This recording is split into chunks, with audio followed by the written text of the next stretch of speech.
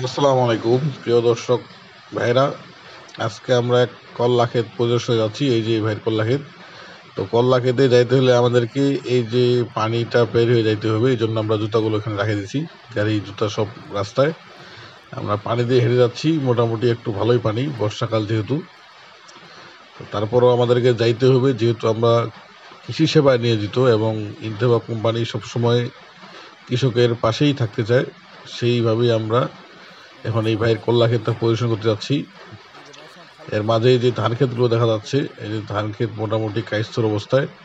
একটা কথা বলে রাখি, আপনাদের যারা ধান রোপণ করছেন, কায়স্থর বর্তমান হয়ে গেছে, এই সময়টাতে আপনারা মাজরা পোকার জন্য দামার এবং ফুল পচার জন্য তারের স্প্রে দিয়ে দিবেন। এটাই লাস্ট স্প্রে, আর কোনো স্প্রে লাগবে না। পরবর্তীতে কারেন্ট পোকার উপদ্রব্য যদি একটু বেশি দেখা যায়, তাহলে আপনারা সাবা স্প্রে দিবেন। তাহলে আপনার ধান ক্ষেত 100% সুস্থ এবং সুরক্ষা থাকবে। তো ধান ক্ষেত নিয়ে যেহেতু আলোচনা করতে আসি নাই, ধান ক্ষেত নিয়ে আলোচনা করব না। আমরা সরাসরি কল্লা খেতে চলে যাচ্ছি। আমরা বেশি দূরে না, চলে আসছি কল্লা খেতে। তো কল্লা মূলত একটু উঁচু জমিতে রোপণ করার লাগে। এই সামনে একটা উঁচু জমি আছে, এই যে চলে আসছি। এই উঁচু জমিতেই কল্লা খেতে রোপণ করছে। কল্লার মাটি, নতুন মাটিটা, এটা এই পর্যন্ত এখনো পুরো গাছ মানে জাঙ্গিতে ভিড়ে নাই, মাচাটা এখনো ফাঁকা আছে। তো ইনশাল্লাহ আশা করা যায় 7 থেকে 10 দিনের মধ্যে মাচাটা ভরপুর হয়ে যাবে ফল ফুলে। কিন্তু একটা জিনিস এখানে খেয়াল করে দেখা যাচ্ছে, সেটা হচ্ছে গাছ যদিও ছোট আছে, গাছ এখনো পরিপূর্ণ বৃদ্ধি পায় নাই, তারপরও প্রতিটা গাছে 2-3টা করে কিন্তু কল্লা চলে আসছে। এই যে কৃষক ভাই দেখাচ্ছে, উনি মাটিতে সার দিছিল, সার দেওয়ার পরে সেগুলো আবার পুঁতে দিছে যাতে এই বৃষ্টির পানিতে ধুয়ে না যায়। তো আপনারা যারা এই বর্ষা মৌসুমে এই যে কল্লা, লাউ, তরই, এগুলো এই যে দেখেন কল্লা দেখা যাচ্ছে, প্রতিটা গাছেই কল্লা আছে, দেখার সম্ভব হচ্ছে না। তো আপনারা যারা কল্লা এবং লাউ রোপণ করছেন, পাশাপাশি অন্যান্য লতা জাতীয় ফসল, তারা গোড়ায় সার দেওয়ার পরে গোড়া থেকে 1 হাত দূরে সারটা দিবেন। গোড়ায় একবার সার দিবেন না, এতে গাছের ক্ষতি হতে পারে। তো সারটা দেওয়ার পরে আবার মাটি দিয়ে ওটা ঢাকা দিবেন, যাতে বর্ষার সিজন যেহেতু প্রতিদিন বৃষ্টি হচ্ছে, এই সারটা যাতে ধুয়ে চলে না যায়।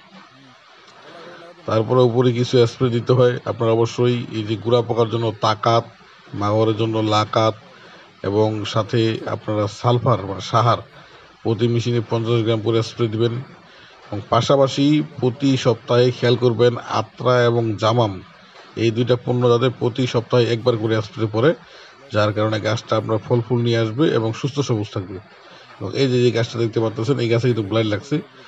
এইরকম সমস্যা কিন্তু ব্যবহারে হয়, লাউ খেতে সবচেয়ে বেশি হয়। এবং কল্লা গাছ নিচের পাতাগুলো এরকমভাবে ঝলসে যায়। এরকম যদি ঝলসে যায়, আপনারা অবশ্যই আফনা স্প্রে করবেন। এই আফনা স্প্রে দিলে আপনার এই যে পাতা ঝলসার রোগ, এটা 100% দমন হয়ে যাবে। তো এই ভাই আমাদেরকে দীর্ঘদিন ধরে ফোন দিচ্ছিল, এই চাষি ভাই, যাতে ওনার খেতে আসি ওনার খেতে কী কী দরকার, ট্রিটমেন্টটা ভালোভাবে দেই। তো প্রথম ট্রিটমেন্ট দিলাম যে জমিতে যে আগাছাগুলো আছে, এই আগাছাগুলো সরাই ফেলবে। তারপরে হচ্ছে উপরে কিছু স্প্রে দিলাম, যেমন ওই যে বলে তাকাত, লাকাত, সাহার, এইটা স্প্রে দিবে ধারাবাহিকভাবে 5-7 দিন পর পর। এবং গোড়ায় গোড়ায় একটা সমস্যা আছে, গোড়া গাছ পুঁতে, এইটাই না, যারা এই সমস্ত ফসল রোপণ করছেন তারা বুঝতে পারবেন। গোড়ায় একটা সমস্যা আসে, গোড়াটা হচ্ছে ফেটে যায়, ফেটে গিয়ে ওখানে গাছটা তোমার পচন ধরে, পচন ধরার পরে ওখানে আমরা গাছটা পুরো আড়িষ্ট করে মারা যায়। এই সমস্যাটা না আসার জন্য শুধু গোড়ায় তারেদ, হাতাক, বাহা এবং আফনা, এই 4টা প্রোডাক্ট একসাথে শুধু গোড়ায় স্প্রে দিতে বলতেছি আমরা, গাছ ভিজিয়ে, যাতে গোড়াটা ফেটে যাতে না যায়, এবং ফেটে গেলেও যাতে সেই জায়গায় গোড়াটা শুকায় যায়।